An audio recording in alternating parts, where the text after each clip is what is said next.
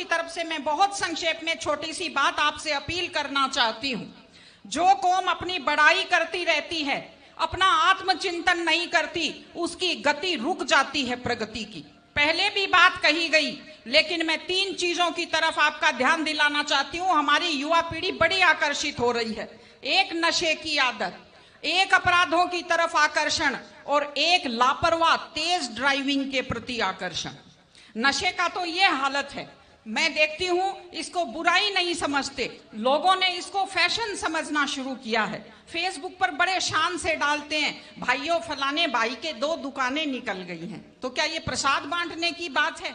महिलाओं के नाम से लॉटरी डाली एप्लीकेशन लगाते हैं और महिला जो घर की लक्ष्मी होती है उसका नाम बाजार में दारू के ठेके के ऊपर लिख देते हैं। ये ठीक चीज नहीं है। नशा घर को बर्बाद करता है, प्रतिष्ठा को बर्बाद करता है और महिलाएं तो बहुत दुखी हैं इस चीज से।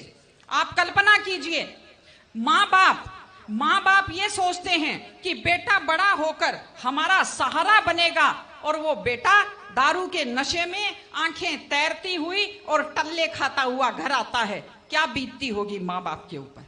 सारे अपराध नशे के कारण होते हैं, सारे एक्सीडेंट नशे के कारण होते हैं। इसलिए इस चीज से दूर रहने की जरूरत है। और मैं आपको साफ साफ कहती हूं, याद रखिए मेरी बात, आपका युवा का सबसे बड़ा दुश्मन वो है जो आदमी पहली बार आपको ये कहता है पी लो बियर दारू नहीं होती, पी लो, बड़े आदमी भी सारे दारू पीते हैं। वो आपका सबसे बड़ा दुश्मन है। चाय की आदत भी छूटनी मुश्किल हो जाती है। दूसरी चीज अपराध।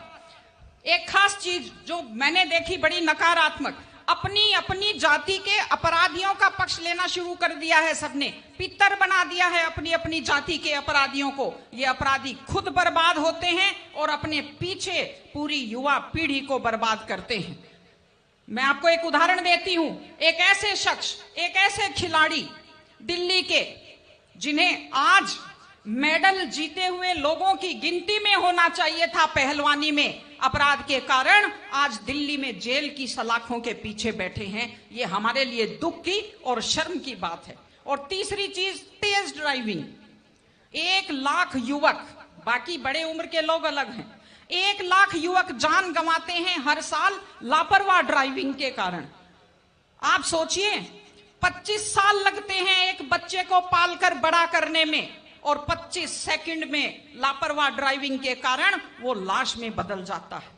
क्या बीतती होगी उस मां के ऊपर जो अपने जाते हुए बेटे की पीठ देखती है और आते हुए बेटे का मुंह नहीं देख पाती। आप लोग क्या सोचते हैं?